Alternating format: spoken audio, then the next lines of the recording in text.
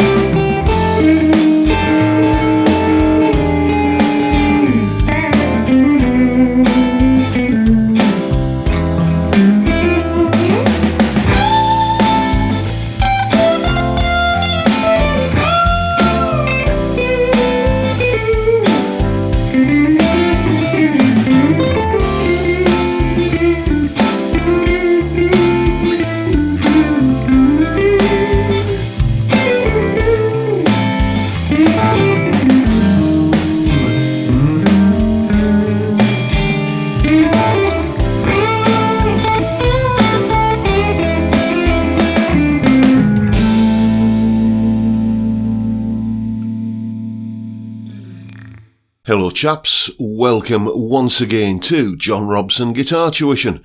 As always, I do hope you're well. Okay, what you just heard there was me having a little bit of a noodle over the minor blues chord sequence that we looked at in Wednesday's chord progressions video.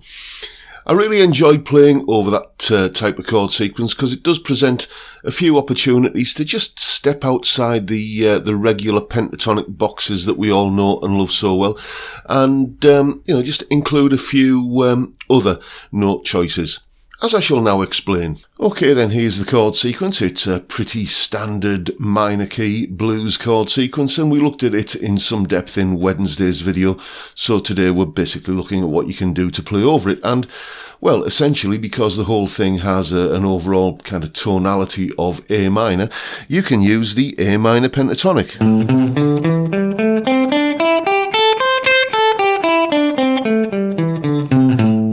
You can also add in the flattened fifth note, in this case an E flat, to turn it into a blues scale.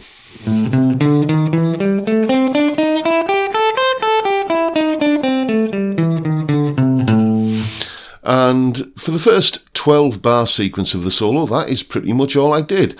Here's a little snippet to remind you of how it sounded.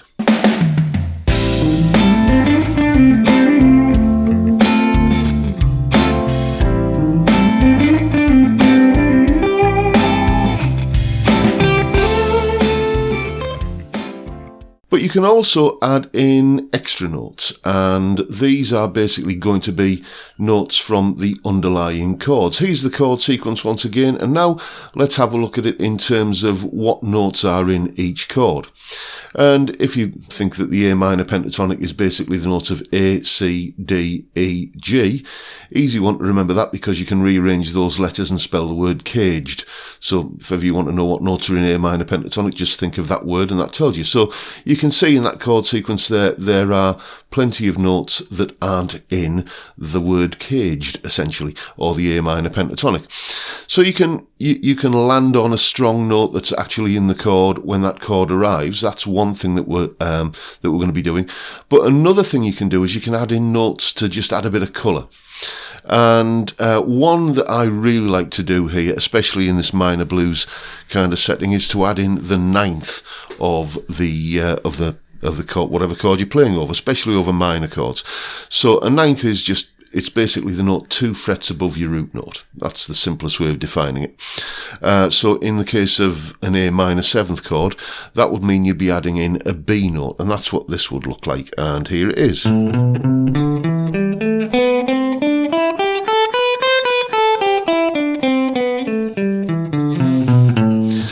And here's what that sounds like when you add it in over the A minor 7th.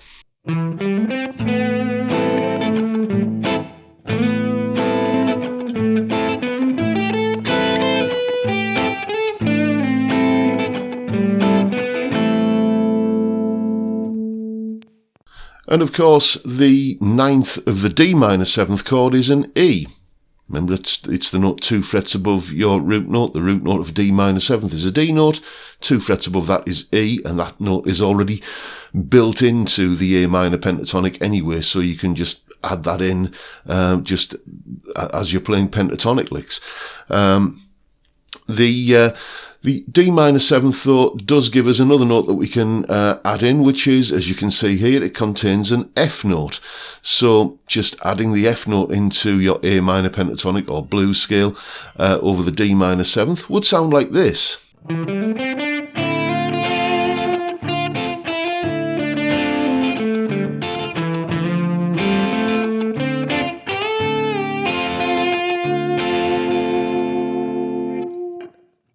And remember I said that flattened fifth, that E flat, that you can add in to turn the pentatonic into a blues scale. That comes along with the F ninth chord. Okay, as you can see, F ninth contains F, A, C, E flat and G. So adding that note in over the F ninth chord would sound like this.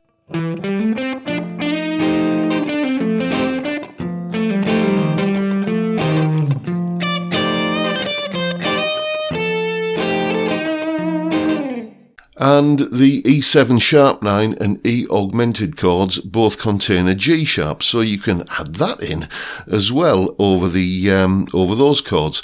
Here's what it sounds like over the E7 sharp 9.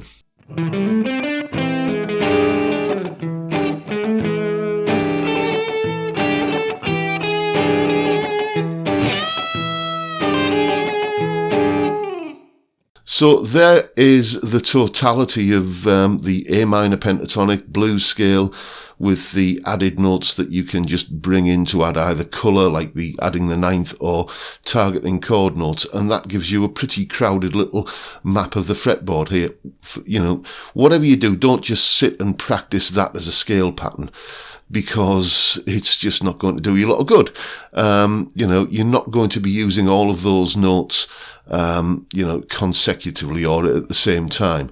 You're going to be kind of thinking in terms of the basic A minor pentatonic or blues scale plus this note or plus that note at different occasions throughout the chord sequence.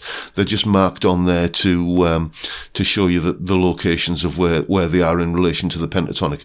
If you're one of my Patreon supporters, you can download a printer-friendly version of these chords, of these scale patterns. Again, it's just the pentatonic showing you where these extra notes are in relation to all the different pentatonic patterns. Don't sit and practice them as standalone scales, because it's just not going to do you any good. All of this talk about adding these notes or using that scale or this scale or whatever is a little bit pointless, though, if you don't have, you know, the right phrasing. And because this is blues or anything blues related, the best thing to do really is to think in terms of question and answer phrasing, where you play a lick and then play another lick that sort of responds to that. So you can hear.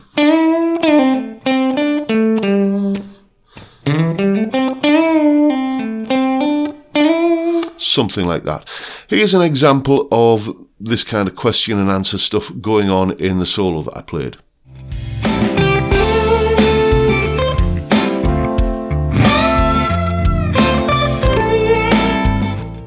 And here's another example.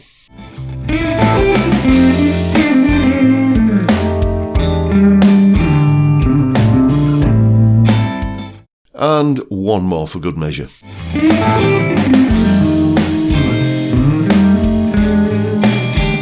So there you go. That is pretty much what's going through my head as I'm playing this kind of minor key blues chord sequence. I'm thinking in terms of the pentatonic plus extra notes that either add colour, as I say, like using the ninth, or that, you know, kind of directly quote a note from the underlying chord at the time.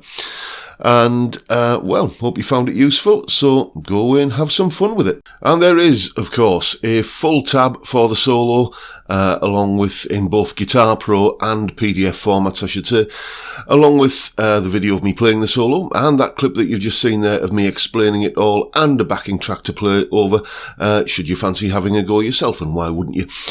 All of that is up on my Patreon page. There's the address, and the link is in the description. It's only $3 a month for all of these extra resources that come with these little YouTube lessons that I put up. Thank you so much to everybody who's supporting me in that way, or any of the other ways that you can find linked down in the description. Much appreciated, and thank you in advance if you're thinking about doing anything like that. But for now, I'll bid you all a good day and say thank you so much for watching. Thank you for your time. Look after yourselves, folks. Stay well, stay safe, and above all, stay sane. Bye for now.